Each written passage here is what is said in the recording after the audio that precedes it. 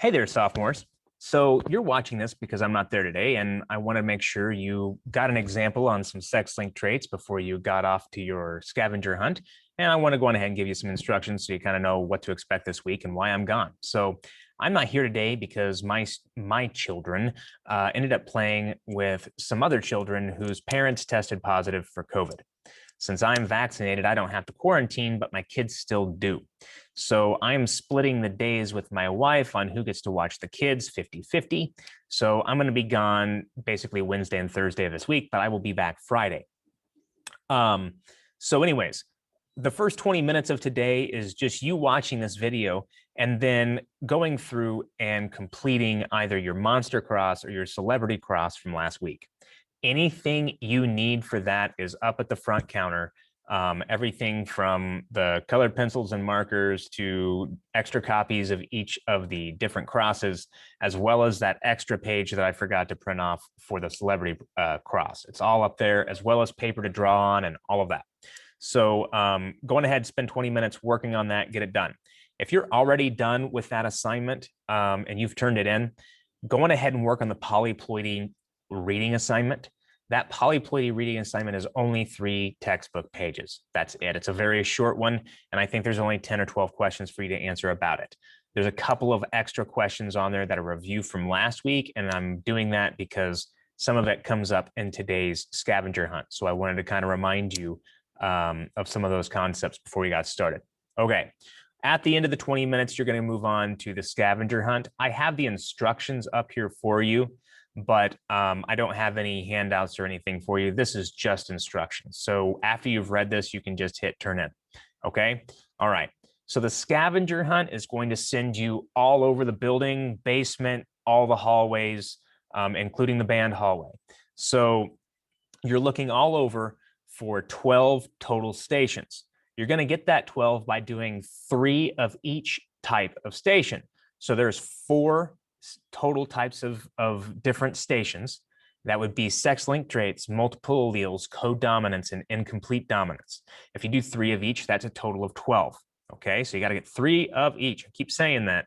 It's not a hodgepodge, whatever mixture you want. 3 of each. Okay, now you'll notice on the answer sheet for this week, it asks you to put the station number up here.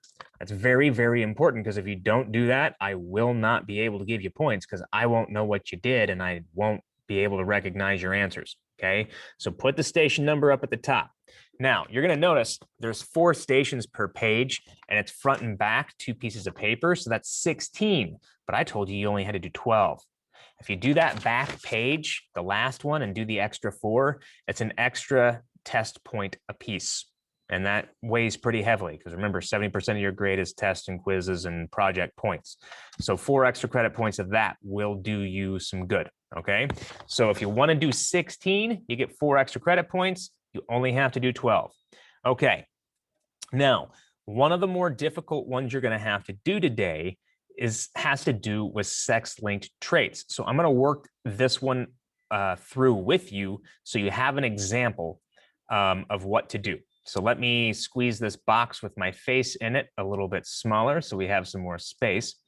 And let me move this out of the way. Okay, both my iPad and my Apple Pencil are about to die because I've done this video 3 times and have had problems each time. So hopefully I can make it through. Let's do it. Sex-linked traits.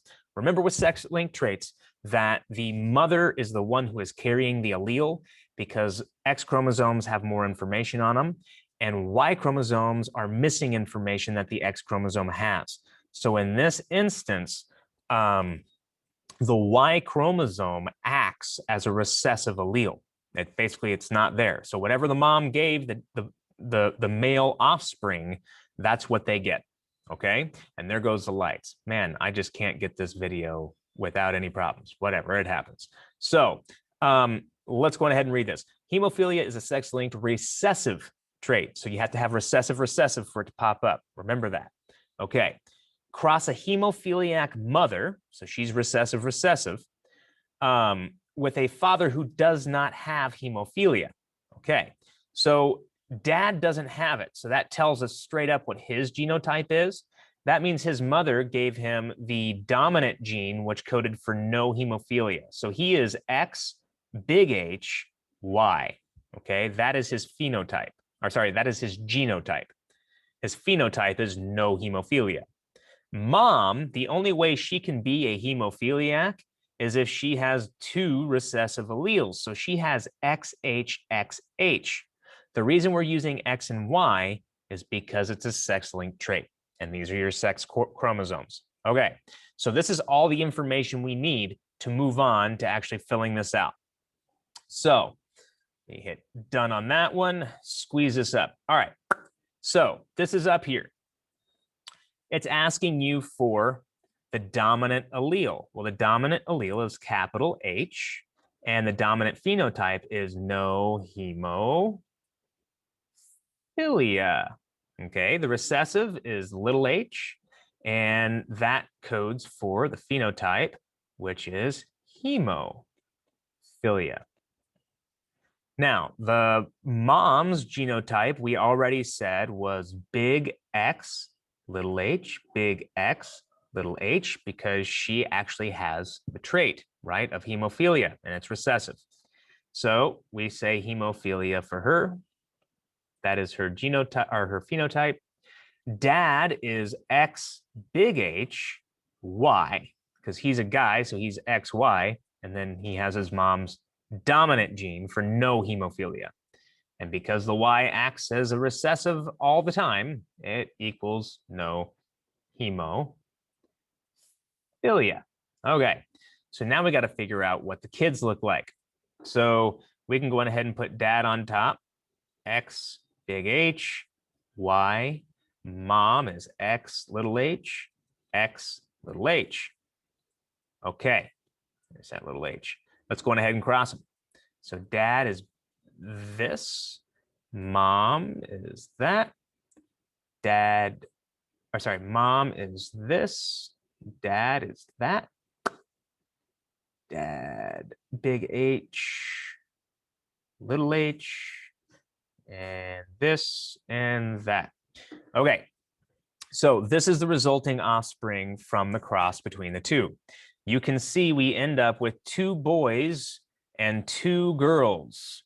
And technically, both are heterozygous. Now, when you look at the girls, I'll go ahead and grab a different color here.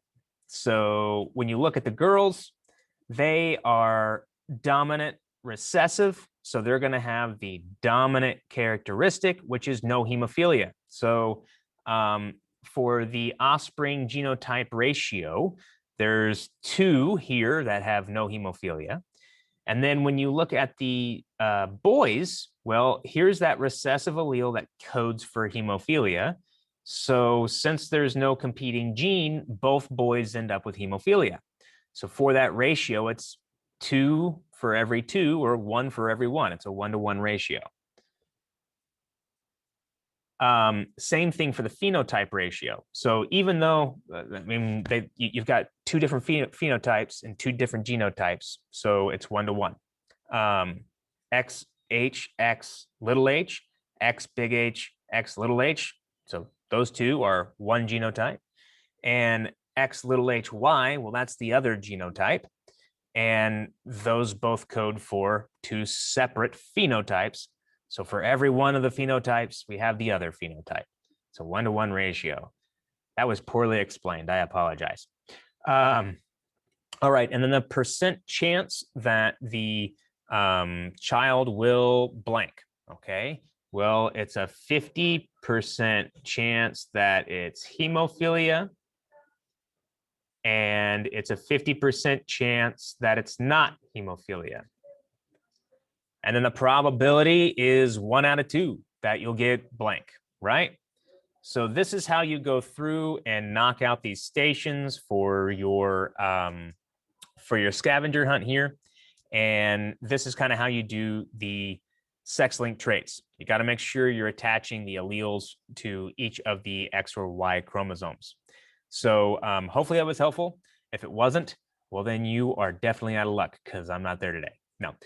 If you need to get a hold of me, you can still try and email me. I can't guarantee you that I'll get back to you quickly, but I will try and provide you some help if you need it. Other than that, guys, I will see you all Friday. Be nice to the substitute, follow all instructions, you know, all that stuff that I need to say as a responsible teacher and whatnot. All right. Catch you guys later.